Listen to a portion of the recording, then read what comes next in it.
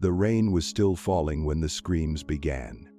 In a cramped trailer in Boulder, Colorado, a mother fought for her life while her children sat just steps away, unaware that everything was about to change forever.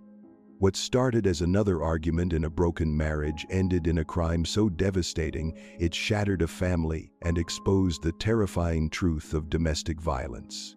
It was the 18th of June, 2018, in Boulder, Colorado, a day wrapped in gray skies and unrelenting rain.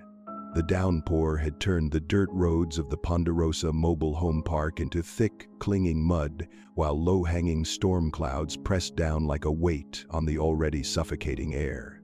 Inside a narrow travel trailer, Deborah DePinto, her husband Scott Beaumont Jones, and their 2 children were crammed into a space far too small for the storm brewing within. The trailer had become less a home and more a pressure cooker, its thin walls unable to contain the bitterness, resentment, and hostility that had built up over years.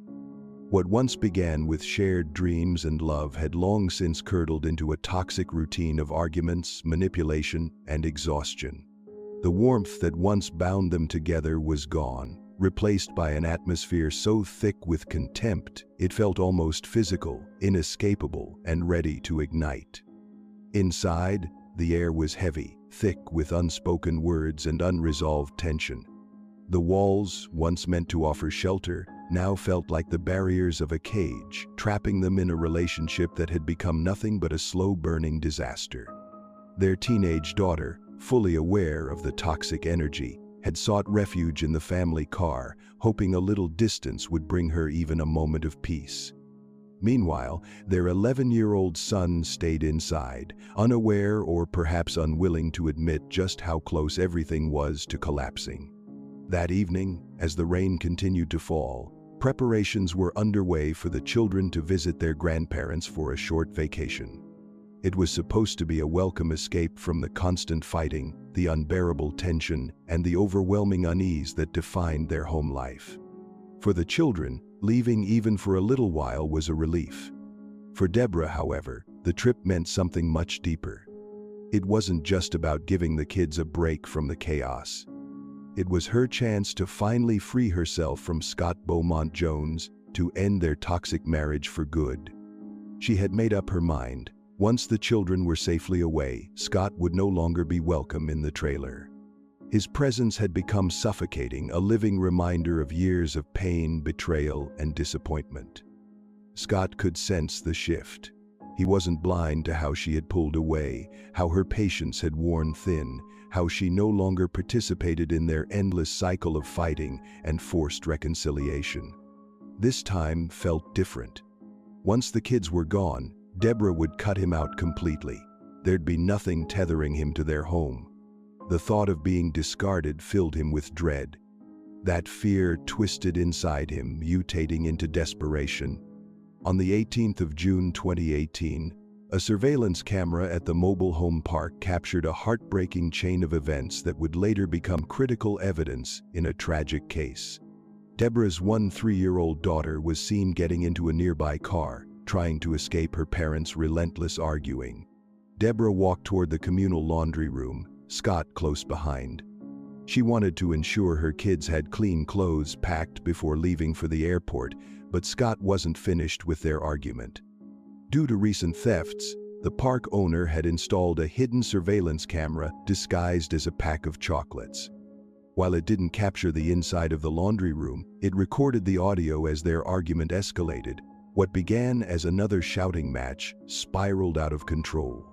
The confrontation intensified, Deborah's frustration pouring through her voice. I thought there was some common sense with you. Well, I thought he knew that you don't remember being in there. He doesn't know. I didn't. So that's why I told him. What is he doing over there? I'm getting one. Get out of here. This is common sense. We're fighting for an hour over nothing.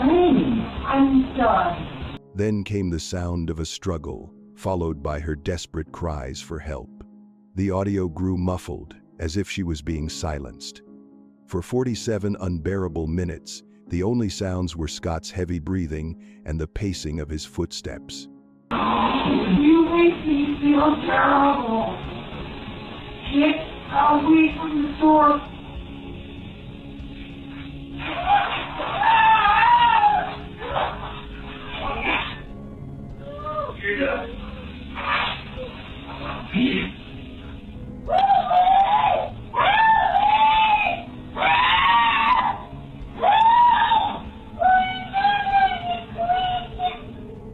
Deborah lay lifeless on the cold floor. In a fit of rage, Scott had tightened his hands around her throat until she stopped breathing. He offered no help, made no call for aid. Instead, he remained there, consumed by what he had done. Eventually, Scott returned to the trailer, where his son waited. In a deeply disturbing act, he took the boy by the hand and led him back to the laundry room, forcing him to see his mother's lifeless body. He's gone, man. Oh my God. Oh my God. Oh my God. Oh my God. Oh my God. Oh my God. Please, Mama, wake up, Mama, please. Oh God. Oh God. Please do help us. Oh God. Please. The child's cries filled the room as he begged for her to wake up, his voice breaking with despair. Scott pretended to be horrified, even though he was the reason for the tragedy.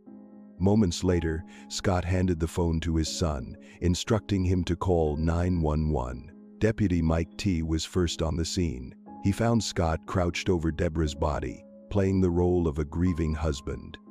But the evidence would soon tell the real story. The officers began interviewing the children, now motherless. Initially, police didn't have enough evidence to charge Scott and prepared to release him, but then the trailer park owner turned over the hidden camera footage. The hour-long recording became the cornerstone of the case. After reviewing it, detectives called Scott back in and showed him the video he never knew existed. It revealed that he stayed in the room with Deborah's body for 47 minutes without acting, contradicting everything he had claimed. Confronted, Scott insisted it was an accident, claiming Deborah fell face down. But detectives pressed harder. He grew defensive, eventually asking for a lawyer. At that moment, police charged him with the murder of Deborah DePinto. As soon as he was handcuffed, his demeanor shifted. He tried to shift blame, portraying himself as the victim of years of pain, saying he just reacted. Scott was arrested and charged with second-degree murder. The hidden camera footage was pivotal, providing a timeline of events and unraveling his lies. The trial began in December 2019. Prosecutors built a meticulous case, ensuring every detail was laid out before the jury.